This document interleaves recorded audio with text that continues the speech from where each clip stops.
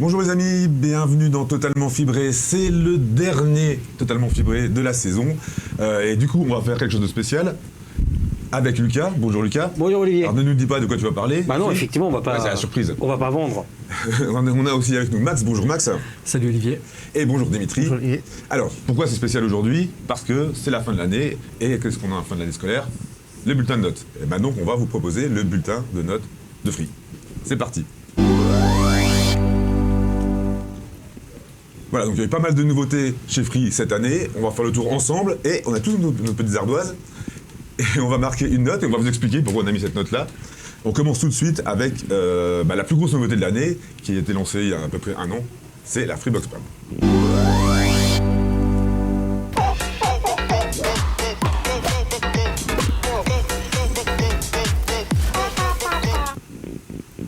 Alors cette musique diabolique est restée dans les têtes de petits et grands durant de nombreux mois depuis son lancement, en devenir très agaçante. Nous sommes sadiques, nous en rajoutons une couche. Alors vous l'avez compris, la Freebox Pop a débarqué le 7 juillet dernier avec plusieurs atouts de séduction. Alors au-delà de son joli minois idéal pour intégrer les salons des Français, la Freebox Pop joue sur la vitesse. Donc, je le rappelle, encore une fois, donc des débits de 5 gigabits seconde avec un port 2,5 gigabits, du Wi-Fi, alors pas du Wi-Fi 6, mais un Wi-Fi très performant. J'ai la Freebox Pop, je pense que c'est le point fort de cette box-là et je pense qu'il y a eu très peu de critiques concernant le Wi-Fi. Ajoutez à cela une interface Android TV, donc idéale pour accéder au Play Store et ses nombreuses applications, puis aussi l'interface maison Oki. Alors on aura l'occasion d'en reparler, c'est pas parfait, loin de là, mais aussi donc un répéteur Wi-Fi, l'enregistrement dans le cloud, donc 100 heures par mois,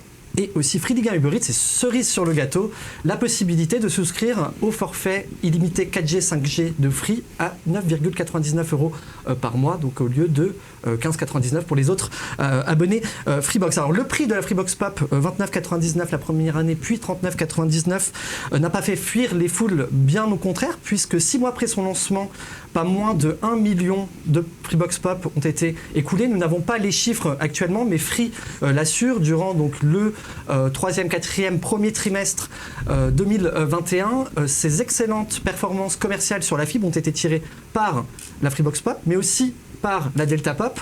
Et c'est aussi l'une des grosses nouveautés, c'est que l'arrivée de la nouvelle box de Free a permis le lancement de l'offre Delta Pop qui est la plus convaincante et la plus attirante. On atteste aussi des problèmes de livraison. Alors tout n'est pas tout rose non plus pour la Freebox Pop. On attend encore des améliorations. On a aussi eu pas mal de bugs au lancement, comme des écrans noirs, des erreurs, des messages d'erreur intempestifs, aussi des problèmes sur le replay avec des problèmes de connexion en plein replay. C'était assez embêtant, notamment pour moi. Le souci aussi de MyCanal. Alors MyCanal, impossibilité de s'y connecter avec ses propres identifiants, à contrario de la Freebox 1004K. Donc la Freebox Pop est limitée de ce côté-là. Et puis aussi le problème des services qui ne sont pas intégrés en direct, à contrario d'autres Freebox. Je cite Backpills, mais aussi Sibel qui est arrivé sur la Freebox Revolution et la Delta, qui est disponible sur Android TV mais pas en direct sur la Freebox Pop, et puis aussi l'absence de l'actu Free qui empêche, c'est très secondaire, d'avoir accès aux cadeaux découvertes chaque semaine donc pour les abonnés. Mais c'est vrai qu'à chaque fois qu'il y en a un, tu nous confies ta détresse de ne pas pouvoir découvrir chacune des séries. Ma détresse non, puisque généralement c'est Canal+, nous avons Canal+ série gratuitement encore là, il me semble, donc c'est pas un problème, toutes les séries sont disponibles. Il y a aussi Disney+ offert pendant 6 mois. Tout à fait, ça on va en parler un petit peu plus tard. Donc on va noter cette offre, ces deux offres. On commence donc par la Freebox Pop. Alors, on avait déjà préparé. On avait déjà préparé pour celle-ci. Hop là. Alors, avec la lumière, on voit pas trop. Donc on commence par toi, Lucas. Donc Lucas, t'as mis 6. Explique-nous pourquoi. 6, puisque pour moi, du côté serveur, la Freebox Pop tient toutes ses promesses. On a effectivement, comme tu l'as dit, un Wi-Fi extrêmement performant, des débits supérieurs même aux offres mythiques de Free avec du 5 gigabits partagé. Mais c'est au niveau du player en fait que moi j'attends de voir la Freebox Pop déployer tout son potentiel, puisque comme tu l'as dit, certaines applications ne sont pas compatibles. MyCanal a des problèmes, mais surtout l'interface Oki pour moi est pour l'instant encore un acte manqué. On nous avait présenté une interface qui devait être très intelligente et elle ne l'est pas encore, ce qui me dérange un petit peu au bout d'un an. Ok, merci Lucas. On passe à Dimitri. Donc Dimitri, t'as mis 8. T'as mis un 8. Alors explique-nous cette note. Ah, il y avait le design, j'aime bien aussi, le fait que ce soit très compact, c'est pour ça que j'ai mis 4K d'ailleurs. Le forfait qui est moins cher aussi. L'accès au store, c'est très pratique. Par contre, ce que j'aime pas, moi je suis pas trop fan des interfaces avec recommandations, ou du coup, moi ça me parle pas forcément, je préfère l'interface que juste un mini 4K. Ok, merci beaucoup. En ce qui me concerne, j'ai mis 8, alors j'ai pas la Freebox Pop. J'ai mis 8 parce que c'est quand même une belle offre, notamment parce qu'on paye beaucoup moins cher son forfait téléphonique. Elle a une très bonne gueule, les débits sont au rendez-vous. Moi, c'est la même chose, j'ai un petit peu de mal avec l'interface. J'ai besoin de pouvoir faire mes bouquets TV comme on peut le faire avec Freebox TV. Il y a aussi un petit problème, c'est qu'on n'a pas toutes les chaînes Canal+ directement accessibles sur Oki. C'est un petit peu embêtant, moi je suis abonné à Canal+, et donc je peux pas y avoir accès. Donc voilà pourquoi j'ai mis 8, voilà, c'est une offre. C'est plutôt à cause d'Oki que j'ai pas mis une plus grosse note. Alors je suis un peu plus méchant parce que j'ai la Freebox Pop. Alors t'as mis combien ? 6,5 depuis son lancement. Alors oui, il y a de véritables atouts. Alors, je vais mettre de côté le forfait à 9,99 qui met tout le monde d'accord. Le Wi-Fi, il est très bon. Mais j'ai envie de dire qu'aujourd'hui, finalement, qui est relié en Ethernet ? Le Wi-Fi doit être normalement de bonne facture chez tous les opérateurs. Alors je ne trouve pas ça exceptionnel, ça ne joue pas du tout dans la note, c'est très bien qu'il soit bon parce que par exemple sur la One il était catastrophique, je passais de la One à la Freebox Pop. Qui dit box dit triple play, dit regarder la télé, et encore une fois je pense qu'on est tous d'accord, le bas blesse sur Oki. Il y a quelque chose qui est ultra dérangeant quand on regarde par exemple une chaîne télé qu'on veut passer sur Netflix. L'audio de la chaîne télé continue quand on est sur Netflix. Alors le problème devait être résolu dans une mise à jour. Depuis cette mise à jour-là, j'ai toujours ce problème-là. Le problème du replay, alors c'est très bien, il y a beaucoup de replay, ça intéresse énormément de monde. Le souci, c'est quand on est fibré, qu'on regarde une émission en replay et qu'en plein milieu, systématiquement, nous avons un message d'erreur, perte de connexion, alors que la connexion est là. C'est ultra dérangeant, donc ça heurte un petit peu la lecture. Et pour moi, voilà, une box doit performer avec son player. Finalement, elle a un petit peu les encouragements, mais il y a encore des choses à faire, cette box, pour cette année. Ça reste une excellente box, mais au bout d'un an, je pars du principe qu'au bout d'un an de vie, une box ne doit plus être buggée, en tout cas sur son player. On enchaîne avec la deuxième offre Pop, donc la Delta Pop. Donc on le rappelle, c'est 49,99 € avec Netflix inclus, Amazon Prime inclus, entre autres, et puis évidemment TV by Canal. Et le player qui est gratuit, contrairement au player de Yalé qui est à l'achat à 480 €. C'est bon, vous avez marqué votre note ? Hop là.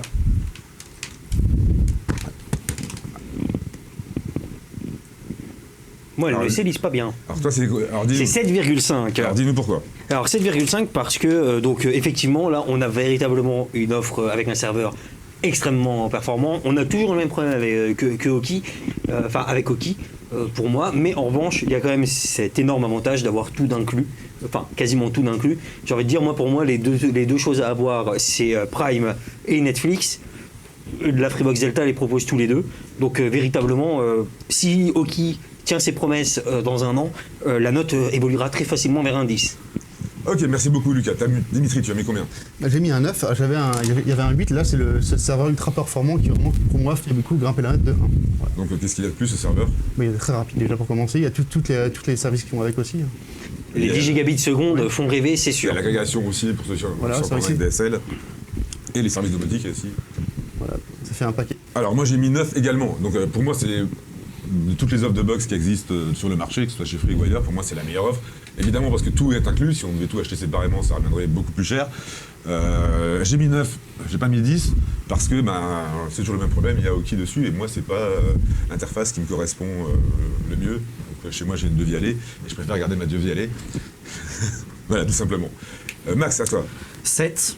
On rajoute le serveur Delta avec les fonctionnalités donc, et les services inclus. Après, c'est une offre, oui, parfaite dans le sens où elle peut convenir à un type de public qui veut du tout en un. Donc c'est pas non plus une offre, donc c'est une offre qui concurrence directement les Livebox en termes de prix, qui est beaucoup plus complète, mais voilà, j'augmente un petit peu la note. Je pense qu'on peut toujours faire mieux, et encore une fois, le talon d'Achille, ça reste Oki, on retrouve encore une fois Oki. Je préfère l'interface maison de la Freebox Delta. Ok, merci. Ok, merci pour vos avis.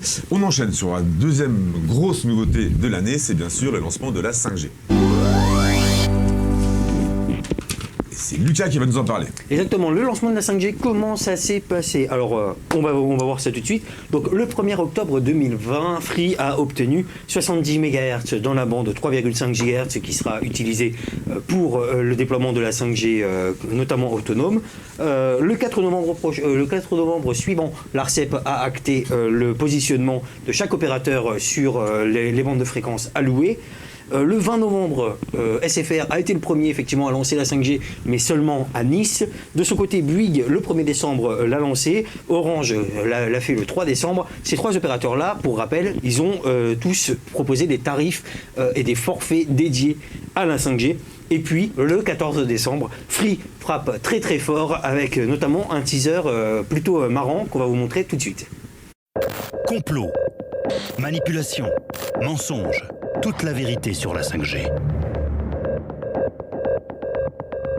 La 5G provoque des insomnies. Ça a été démontré. La 5G a été créée à Tchernobyl. Alors c'est fort probable. La 5G rend les chauves impuissants. C'est exact. La 5G rend les impuissants chauves. C'est normal, ça marche dans les deux sens. La 5G ne fonctionne pas si on porte des tongs. Tout à fait, parce que il y a un effet Weber, et l'effet Weber empêche le fonctionnement de la 5G à cause des tongs. La 5G fait pousser un troisième téton. J'ai un ami dans les services de renseignement nord-coréens qui m'a donné cette information. La 5G déclenche aussi les alarmes incendie. Ça m'étonnerait. Le forfait 5G sera beaucoup plus cher que le forfait 4G. Pas de conneries. Chez Free, la 5G, c'est inclus pour le même prix. Et donc Xavier Niel a tenu ses promesses, pas de conneries, pas de 5G avec un surcoût. Donc en effet, Free annonçait donc le 14 décembre dernier booster même l'enveloppe de son forfait qui passait de 100 Go à 150 Go tout en proposant également toujours la data illimitée, y compris en 5G pour les abonnés Freebox, en gardant donc exactement le même prix, mais surtout Free annonçait clairement détenir le plus grand réseau de France avec à l'époque 40% de la population couverte. Aujourd'hui on est plus autour des 50%. Alors comment il a pu faire cette annonce? C'est grâce à une stratégie unique en France, celle d'utiliser la bande fréquence 700 MHz. Free est le seul opérateur à utiliser cette bande qui possède une couverture, qui propose une couverture bien plus grande au niveau des fréquences et une meilleure pénétration des murs, mais ne permet pas des super débits comme la 5G pourrait le promettre. Elle était déjà utilisée pour la 4G, donc déjà grandement déployée sur le territoire. Ça permettait à Free donc d'avoir une énorme avance sur les autres opérateurs qui, eux, déploient en 3,5 GHz et en 2100 MHz. Et il est bien décidé à la conserver puisqu'on a pu voir tout au long de l'année un déploiement de Free où Free Mobile et l'opérateur historique Orange se sont battus pour la première place au niveau du déploiement, notamment en 3,5 GHz. Free déploie également sur la 3,5. Oui, il déploie également, justement, c'est ce que je dis, c'est qu'à chaque fois, il se pique la tête chaque mois au niveau du déploiement. Non, Orange est devant.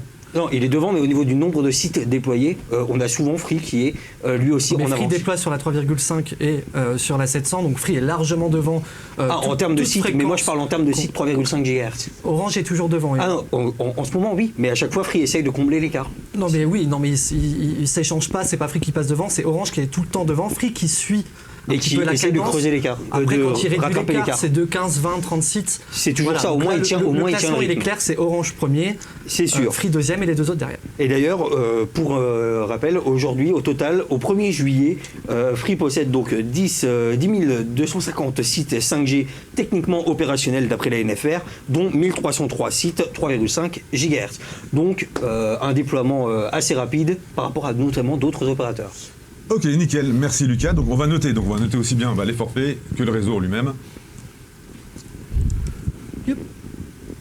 On ne voit jamais mon chiffre. Ah oui, il faut que je fasse comme ça.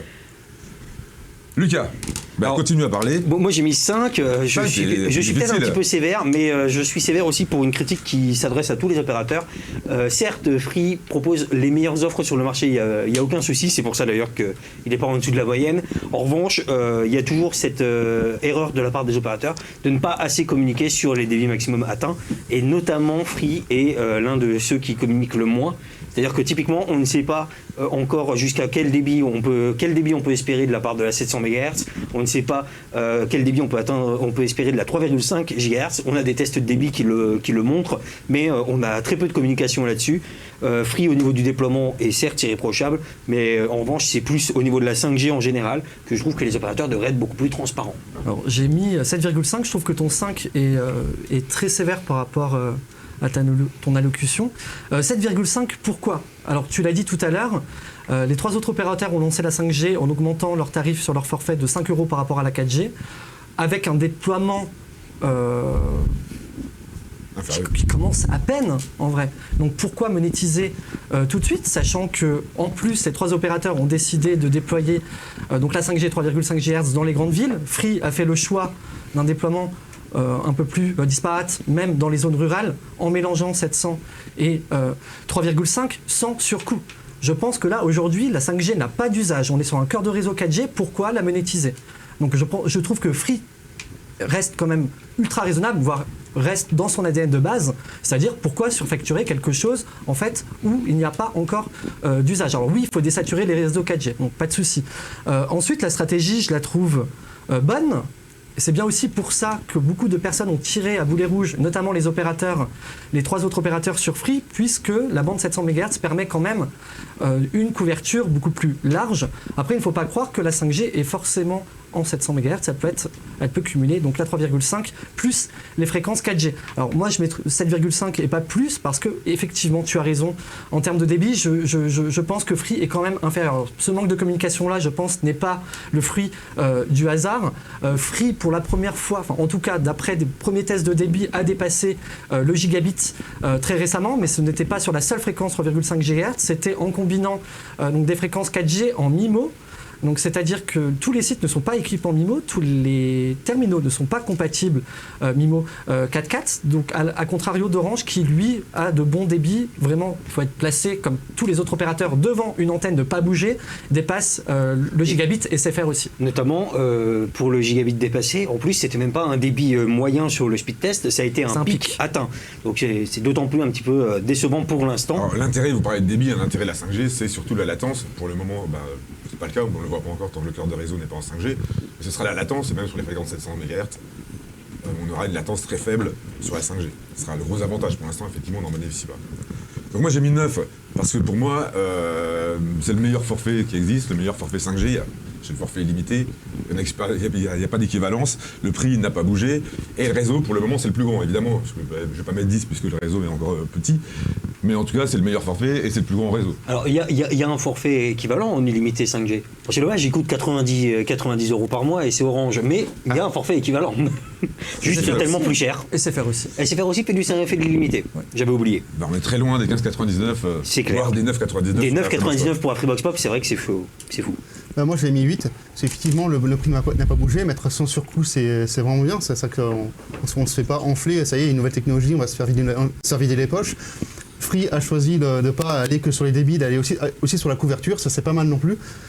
Par contre, moi les 2 points qui manquent, c'est pas que pour Free en fait, c'est en général, c'est la 5G, il n'y a pas le petit effet waouh, pourtant j'ai des smartphones haut de gamme, j'entends régulièrement des 5G et pourtant il n'y a pas cette montée en débit qu'on pourrait attendre parce que c'est tellement, on va dire, c'était pas survendu, du coup le fait qu'on arrive devant la 5G, finalement on est un peu déçu. C'est vrai que les opérateurs ont énormément communiqué sur la 5G et les utilisateurs souvent font des retours en disant ouais cool mais j'ai quasiment les mêmes débits qu'en 4G quoi. Voilà, ça c'est valable. Et puis pourquoi toujours constater les débits? On sait très bien que la 4G elle est arrivée pour le streaming vidéo, la 5G elle est arrivée pourquoi? C'est la question que je me pose. On n'a pas créé les usages. Donc si c'est pour faire des speed tests pour dire j'ai un meilleur débit que mon voisin, on s'en fout. Alors, au niveau de l'usage, vous avez besoin d'un gigabit seconde. Au niveau de l'usage, on a SFR qui communique le mieux à mon sens, c'est-à-dire que lui a proposé carrément une application de réalité virtuelle qui est censée être un des usages de la 5G et une application de cloud gaming.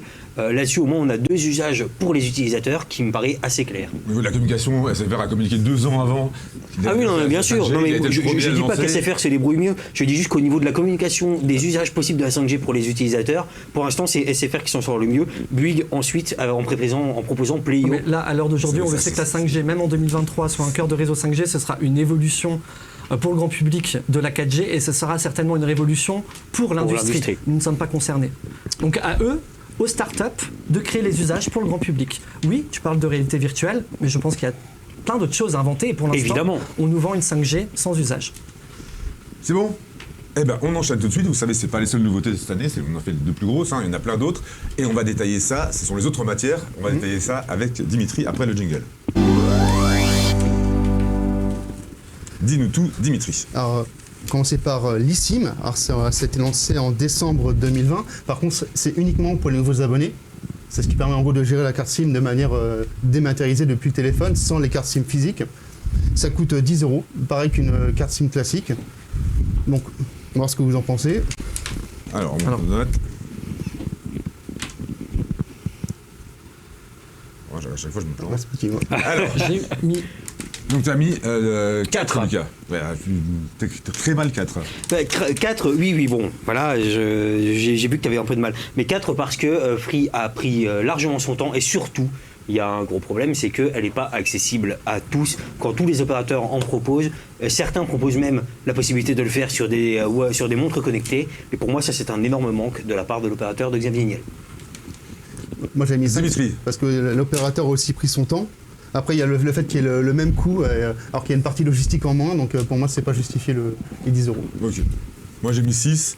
Bah, tout simplement parce que je vois pas l'intérêt de l'eSIM. C'est pas quelque chose qui m'intéresse en règle générale. Donc voilà, pour moi, c'est pas une innovation particulière.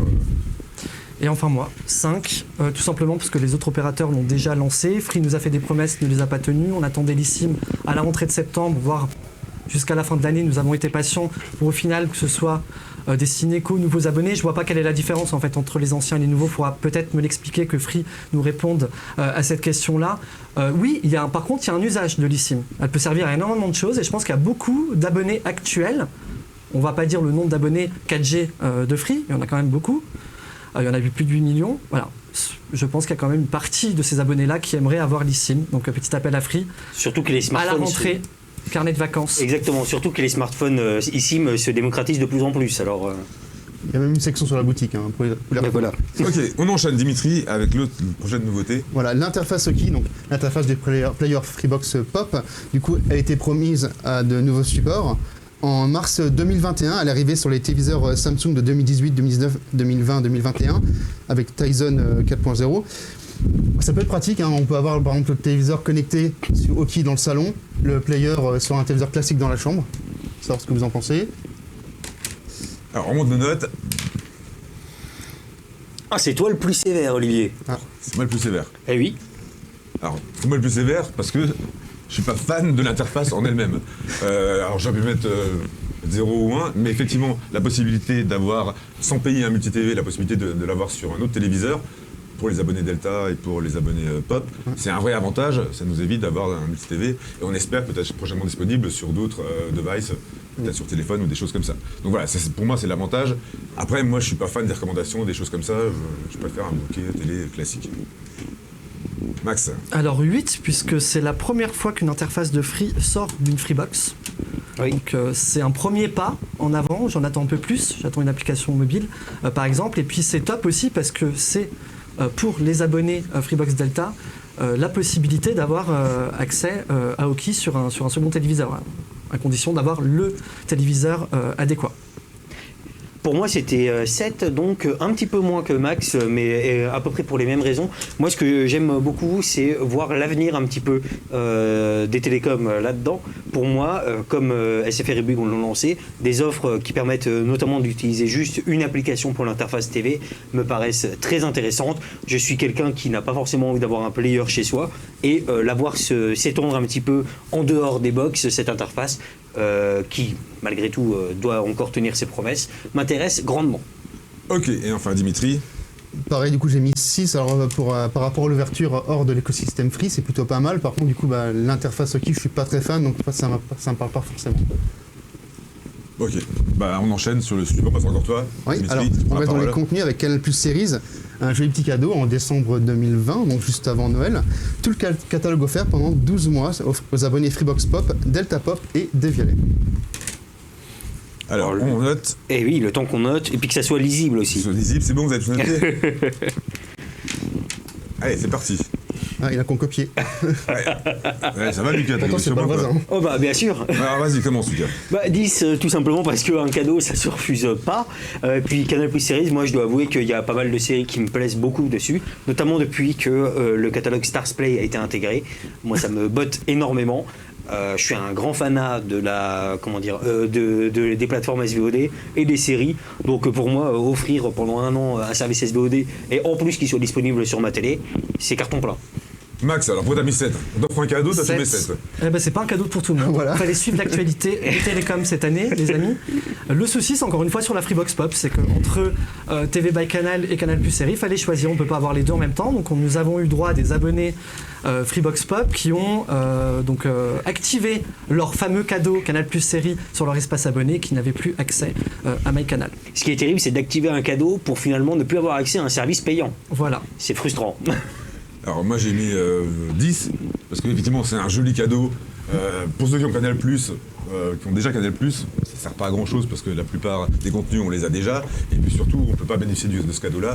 C'est soit un compte Canal+, soit un compte Canal+ série. Donc j'y ai pas accès, mais en tout cas tous les contenus ils sont déjà, et à partir du moment où c'est offert, je peux pas mettre moins que 10. Et toi Dimitri? Ah, moi j'ai mis 10. C'est pas forcément porté les contenus, mais là c'est un cadeau et c'est pas un mini cadeau genre 1 ou 2 mois, là c'est carrément 1 an, c'est plutôt sympa. Tout simplement. Ok, bah puisque tu as la parole, enchaîne Alors, sur la nouveauté suivante. Free Ligue 1 Uber Eats, donc on reste dans les contenus, c'est le service 100% foot de Free qui a été lancé donc annoncé en même temps que la Freebox Pop. Alors, du coup disponible on a sur mobile, sur téléviseur. Il y a eu quelques coques au départ, mais ça fonctionne plutôt bien, Max, il me semble, toi qui es fan de foot. Et ben on va savoir ça tout de suite. Déjà on monte les notes. Tu m'as pas laissé écrire. Hop là. Je sais même pas comment le mettre. Alors je vois pas ce que t'as mis. 6. 6, alors pourquoi 6? T'aimes bien le foot? Déjà, voilà, je suis un footix, hein, je regarde l'Euro, la Coupe du Monde, et c'est à peu près tout. Mais surtout, en fait, le service pour moi a beaucoup, encore une fois, beaucoup de potentiel, tout bêtement. Notamment, je pense au fait que c'est la première fois qu'on voit un service comme ça aussi largement disponible. Et surtout, j'ai envie de saluer une des initiatives de Free, le fait de l'avoir laissée gratuite pendant un an, après le fiasco de Mediapro, qui a permis donc à pas mal de gens de continuer de suivre la Ligue 1 à peu près tranquillement. Alors gratuit pour tous pendant un an, mais ça restera gratuit pour les abonnés Freebox et les abonnés... Évidemment, mais là, je veux dire, c'était le geste général Ok. que j'ai salué. Max, bah toi qui t'as mis un 7. 7, très déçu au début, puisque c'est quand même un produit qu'ils ont travaillé pendant 2 ans. Ils ont acquis les droits, le lot numérique, en 2018. Et encore une fois, pour moi, quand on lance un produit, il doit être, je ne vais pas dire irréprochable, mais on doit pouvoir quand même avoir les résultats et au moins pouvoir voir les extraits en quasi direct. Donc la première journée était un scandale pas possible. Je pense aussi que la gratuité est venue de là parce que le service n'était pas prêt. On n'allait pas monétiser un produit tout buggé. En termes de contenu, alors c'est génial, les formats sont à garder, il y en aura des nouveaux à la rentrée. Ils vont refaire l'interface, ils vont revoir un petit peu toute l'architecture de l'application. Donc Il y aura même une nouvelle tête d'affiche. Oui, puisque Thomas Touroud est parti chez beIN Sport pour la Ligue des Champions l'année prochaine.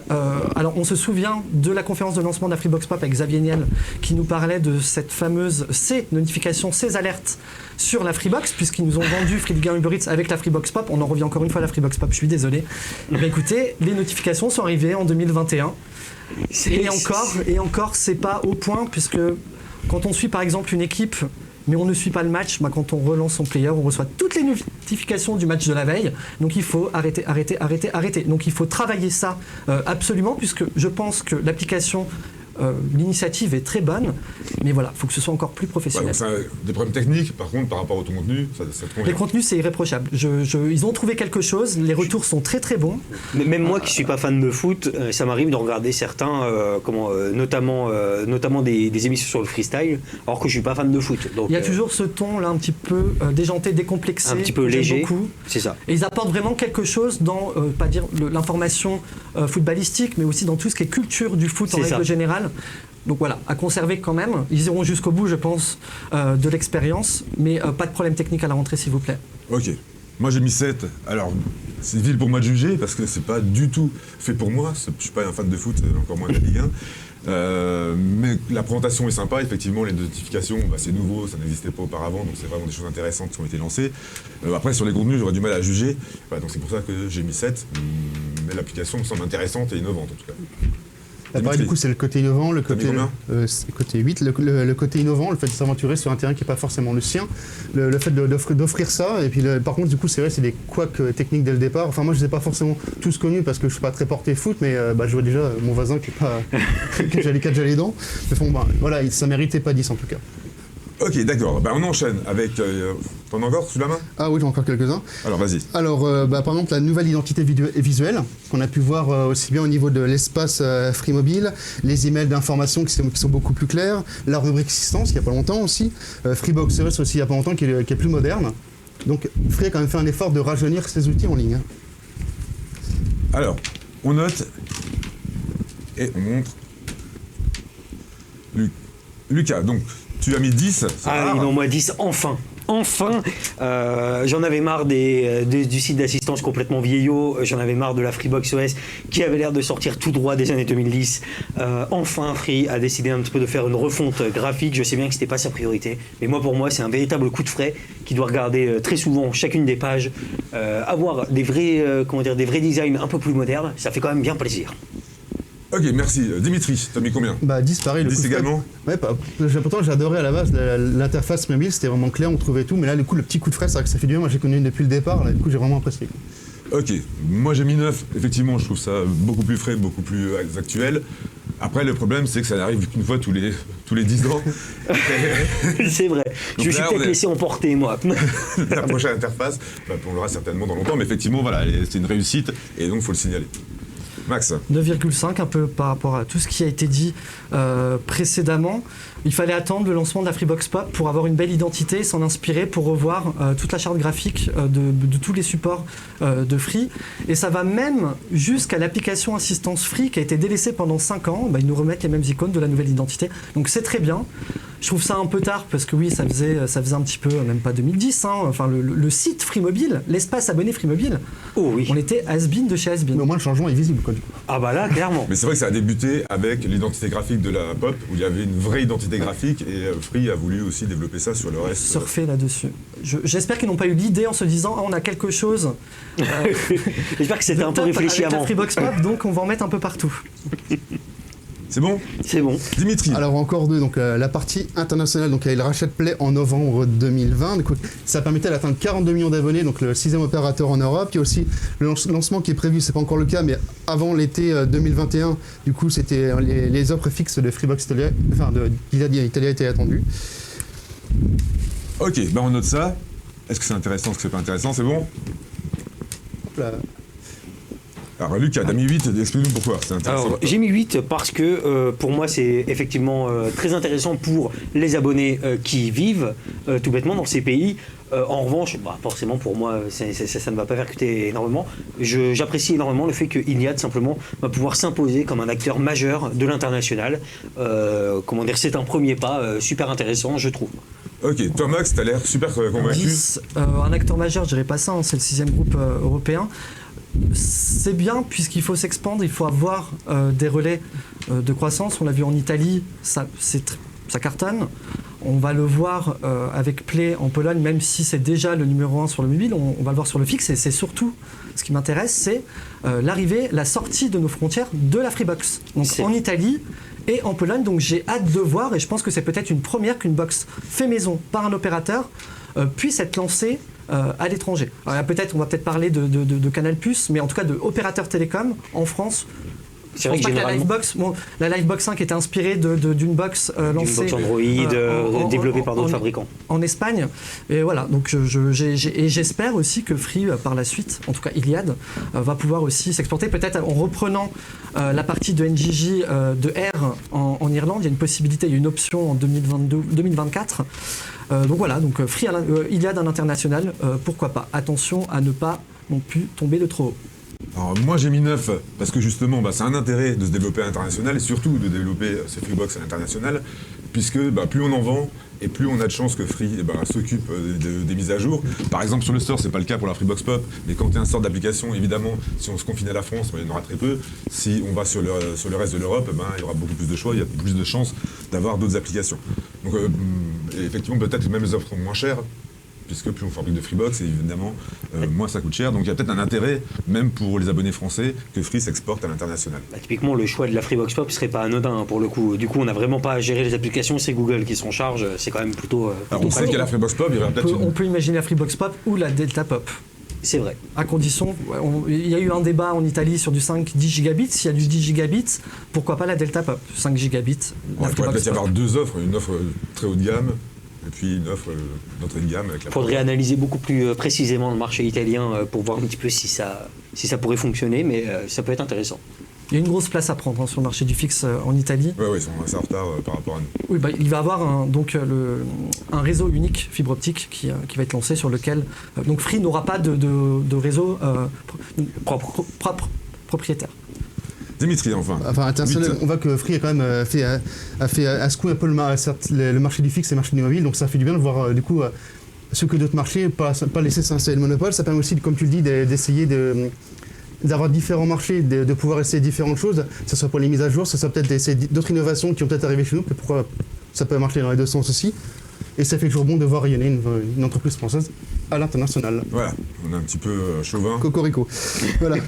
Et donc la dernière petite chose, c'était prévu au premier trimestre 2021, c'est arrivé fin mars 2021, c'est l'offre Pro de Free. Donc Freebox Pro pour la partie fixe, hein, donc jusqu'à 7 gigabits par seconde, du backup 4G, forfait mobile inclus, support dédié, Free Pro 5G, donc pareil, c'est un équivalent du forfait fixe, enfin forfait mobile pour grand public pour la partie Pro. Ok, t'as donné le prix ? Oui, alors 19,99€ hors taxe. Pour le forfait mobile. Ouais, oui. mobile. Et Oui. c'est 39,99€ hors taxe. Oui. Allez, on note. Allez hop. L'offre Free Pro. Laisse-moi à Dimitri le temps d'écrire. Ouais. C'est un 10 C'est un 10. pour Dimitri. Max, tu commences, t'as mis un 8. Oui, puisqu'on attendait de pied ferme l'incursion de Free sur le marché des entreprises pour contrecarrer un petit peu le duopole ou certains diront le monopole d'Orange. On attendait des offres claires, transparentes, faciles dans un premier temps. Bon, je pense qu'on est totalement convaincus, hein, même nous qui ne sommes pas du tout experts sur le marché des entreprises. À la présentation de l'offre, nous avons tout compris. Après, je mets 8 parce que j'attends de voir aussi sur le terrain. Donc au niveau des promesses pour la résolution de panne, donc tout ce qui est SAV, on n'a pas de visu là-dessus. J'ai vu quelques commentaires, bon après comme pour tout, hein, assez négatifs. Et puis il y a aussi un problème de bridge. Bon, il y a quand même on commence à avoir des petites remontées sur des fonctionnalités qui ne sont pas présentes, mais dans la globalité, je pense que Free va faire du bien vraiment aux petits commerçants, aux petites entreprises qui étaient peut-être un petit peu perdues dans toutes ces offres-là, puisqu'on le dit hein, chez SFR, Bouygues, nous avons les offres pro et les offres entreprises. Les offres entreprises, donc c'est difficile de s'y retrouver, là au moins c'est clair, et ça peut permettre aussi à certains qui, je suppose, étaient abonnés grand public particulier avec leur commerce chez Free, qui vont pouvoir faire la bascule avec Free Pro. Ok, Lucas, on continue avec toi. Alors moi j'ai mis 9 effectivement, alors 9 tout simplement à peu près pour la même raison que Max, en étant un petit peu plus positif, puisque pour moi vraiment l'offre elle a tenu toutes ses promesses. Au départ Thomas Reynaud nous utilisait un petit peu une espèce de révolution du monde des télécoms et des entreprises. Comme tu as dit Max, on n'est pas des spécialistes, en revanche ce qu'on a pu voir en comparant les offres, c'est que au moins Free a fait l'option de la simplicité, et comme tu l'as dit pour les PME c'est quelque chose de très valorisé je pense, dans le sens où j'ai pas à chercher exactement quelle offre me conviendra le plus. Voilà, là j'ai une offre, j'ai même 10 forfaits, j'ai même la possibilité d'avoir 10 forfaits mobiles, etc. Si je suis une petite entreprise avec 10 salariés, c'est quelque chose qui me plaît beaucoup. Tu peux parler aussi des partenaires. Exactement, puisque en plus Free lui va utiliser énormément d'autres entreprises qui vont pouvoir distribuer. Typiquement il a fait équipe avec avec un des leaders de la distribution informatique LDLC. J'en oublie encore d'autres partenaires qu'il a annoncés. En revanche voilà, il fait équipe pour distribuer, pour atteindre son objectif qui est d'obtenir entre 4 et 5% du marché d'ici 2024. Et donc ça, moi, j'ai envie de le voir arriver, ne serait-ce que pour montrer qu'un petit outsider qui débarque dans un monopole peut réussir à casser un petit peu le marché. Ok, merci beaucoup. Dimitri, on enchaîne sur toi, et toi, tu as mis la meilleure note, tu as mis un 10. Parce qu'en fait, ce qui est marqué, j'aime bien tout ce qui est simple. En fait, moi, à ce moment-là, j'avais l'occasion de voir. J'ai fait le tour des offres fixes et mobiles. Je me suis mis à la place de l'artisan, à la place du chef d'entreprise. Je me suis dit, waouh, ça fait mal à la tête. Hein. Franchement, le paracétamol, c'est vraiment pas trop.